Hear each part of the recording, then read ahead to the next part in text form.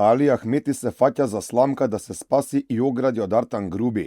Во недостаток на аргументи повторно реши да се користи со национализам и закани. Не прифаќал македонците да биле аги, а тие слуги во државата, дуи ќе бил ураган кој што ќе го спречал тоа. Оваа држава не е држава со устав од 1989 година, кога се отстрани албанската и турската заедница.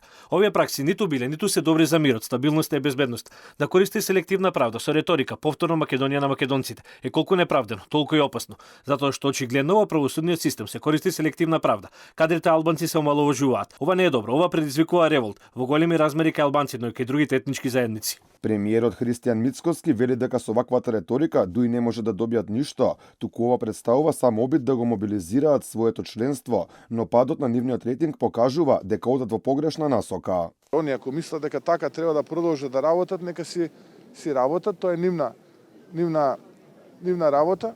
Наместо да се извинат и да побараат бегалецот од правда, односно бегалците од правда да се вратат, тие продолжуваат и понатаму да го делат народот, но народот е мудар. Без разлика на етничката припадност, народот е мудар и овие политички пораки од опозицијата ги одбива. Последните случувања го доведоа дуи во многу незавидна ситуација. Од една страна мораат да го бранат Груби, а од друга да го перат Али Ахмети, за кого ставањето на поранешниот најблизок соработник на црната листа на САД е и повеќе од тежок удар. Околу тврдењето дека глава на сите случувања е токму Али Ахмети, екс-министерот за надворешни работи Бујар Османи вели дека партискиот лидер не можел да знае што прават поединци. Не може постапки на поединци да ја дефинираат цела една партија.